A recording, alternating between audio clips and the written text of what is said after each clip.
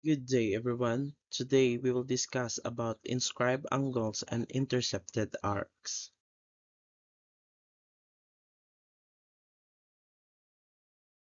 Inscribed angle is an angle whose vertex is on a circle and whose sides contain chords of the circle. Intercepted arc of the angle is that arc that lies in the interior of an inscribed angle and has endpoints on the angle. Okay, let us have these examples. So we have here three figures, and first we will tackle on figure 1. So we see here in figure 1 an angle LAP. So angle LAP.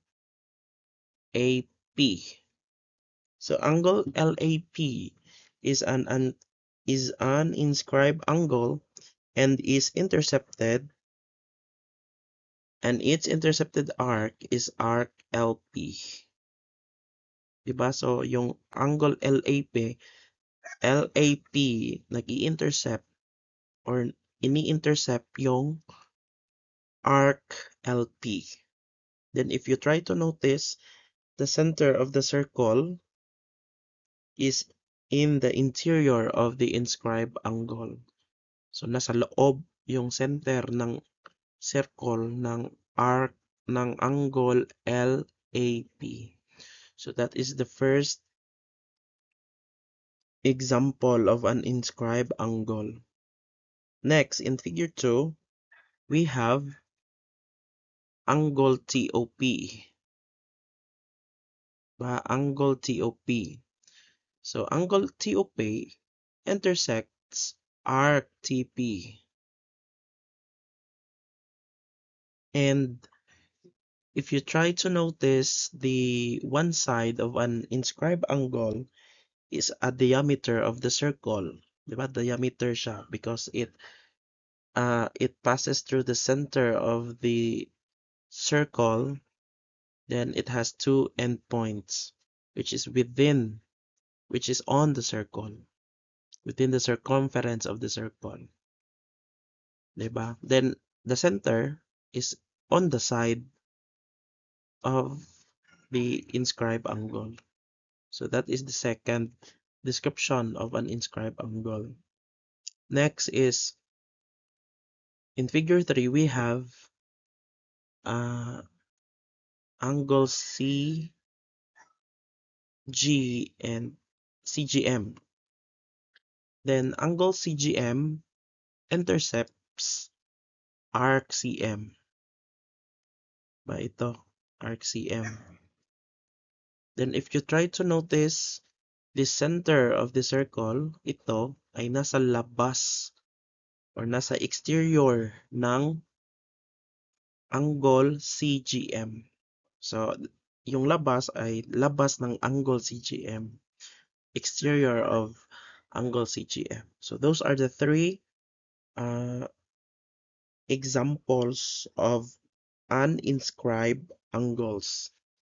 So now, we will discuss about the theorems of inscribed angles. Now, what is the first theorem of an inscribed angle? It states that if an angle is inscribed in a circle, then the measure of the angle equals 1/2 the measure of its intercepted arc. Or in the same way, the measure of the intercepted arc is twice the measure of the inscribed angle. So kung ating patagalogin, kung ang measure ng angle ay 1/2 lang sa equivalent measure ng intercepted arc. So, kung ano ang measure ng intercepted arc, kalahati lang ang measure ng inscribed angle. So, yan ang ibig sabihin ng first theorem. or pwede ding sabihin natin na kung ano ang value ng inscribed angle, atin lang imumultiply ng 2 ang value ng inscribed angle upang malaman natin ang value ng intercepted arc nito. So they are just vice versa, but the process is different.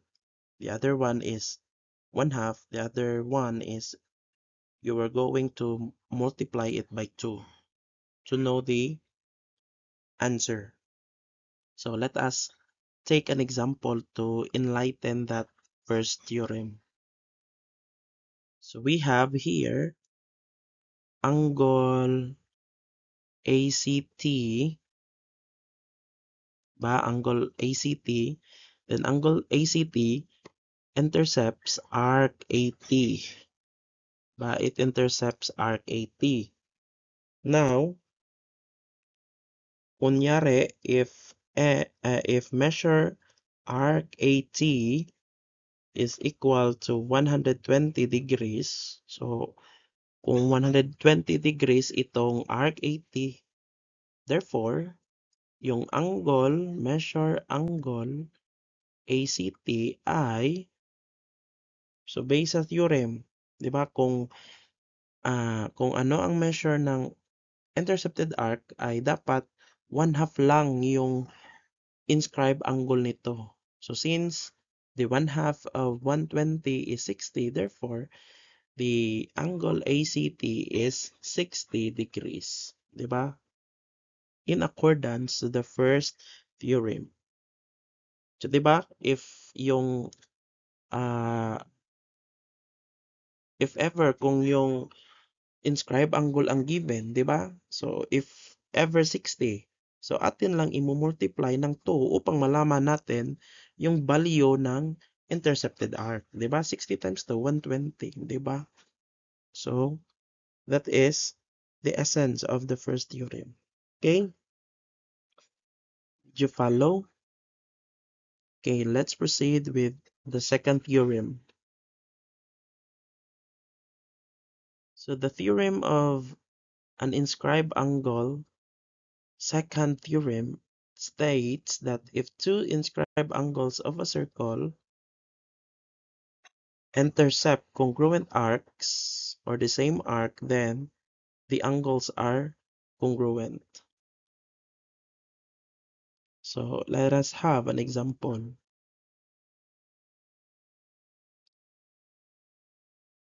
So the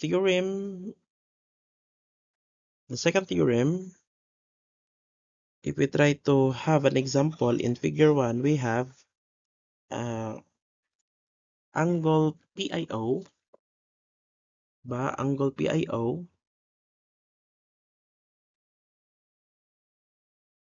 and angle PLO. So may dalawang inscribed angle. Yung dalawang inscribed angle, the PIO and the PLO intercept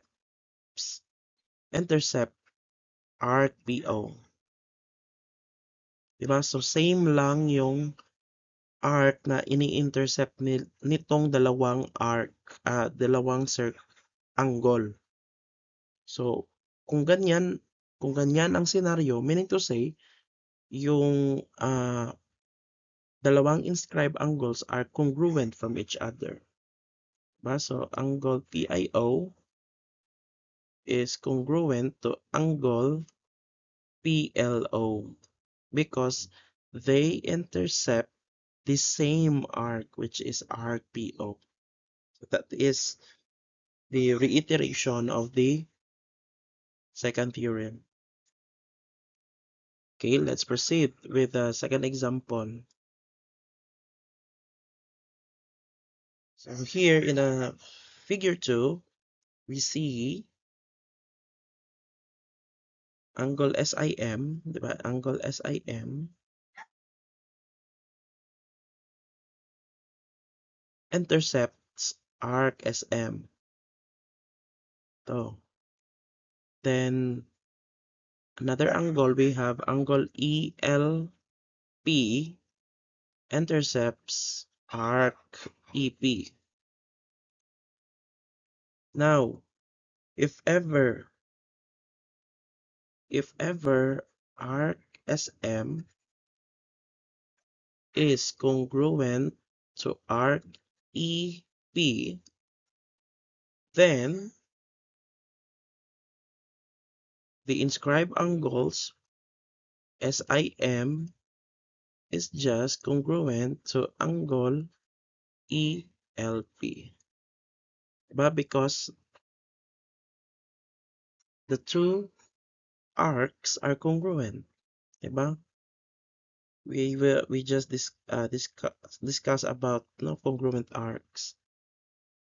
So the angle that intercepts congruent arcs are also congruent, diba? Okay, so let us proceed with the third theorem.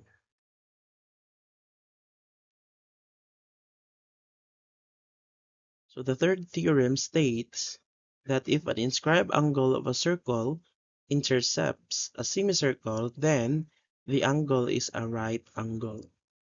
So diba, we have angle NT here, which intercepts arc NSE.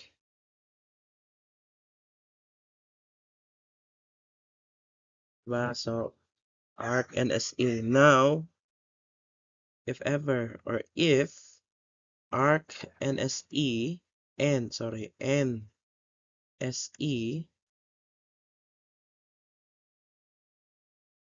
is a semicircle,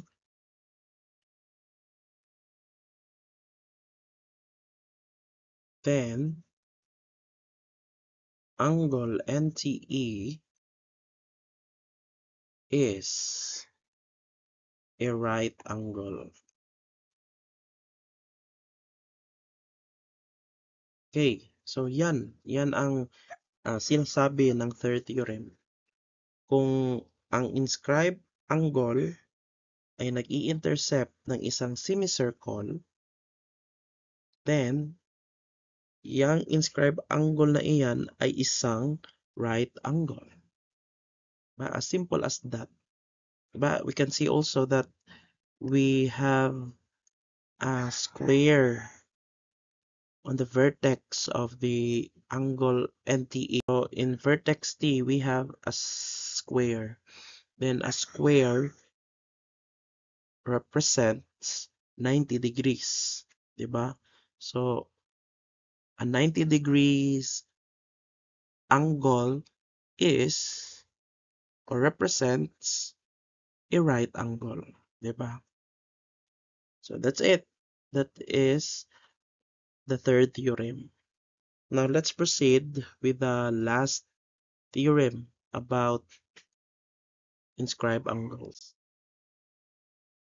And it states that if a quadrilateral is inscribed in a circle, then its opposite angles are supplementary. So sinasabi dito, yung mga opposite angles ng quadrilateral are supplementary. So 'di ba, yung supplementary ay dapat yung mga angles ay kung ating isusumahin natin ito, magreresulta ito ng 180 degrees, 'di ba? That is supplementary. 180 degrees. So, alin ba dito sa quadrilateral? By the way, ano ba ang pangalan ng quadrilateral na ito? So, we have lateral DREA or DREA. So, alin ba dito ang mga opposite angles? So, may dalawang dito sa quadrilateral DREA, may dalawang opposite angles. So, we have angle D and angle E, angle R and angle A. Or we can also say otherwise the angle as angle DRE and angle DAE are, diba, they are congruent angle or opposite angles, we can also say that angle RDA, di ba? RDA and angle REA are opposite angles. So we have, so measure angle RDA plus measure angle REA is equal to, diba? Supplementary. So it is 180 degrees. Supplementary dahil sila ay opposite angles. Then another opposite angles, we have measure angle DRA plus measure angle DAE, which is equal to 180 degrees. Itong angle na ito. So yan, they are opposite angles and it is equivalent to 180 degrees. So that's it. So I hope you learned something in this video lesson about theorems on inscribed angles. If you have any question, you can comment down below.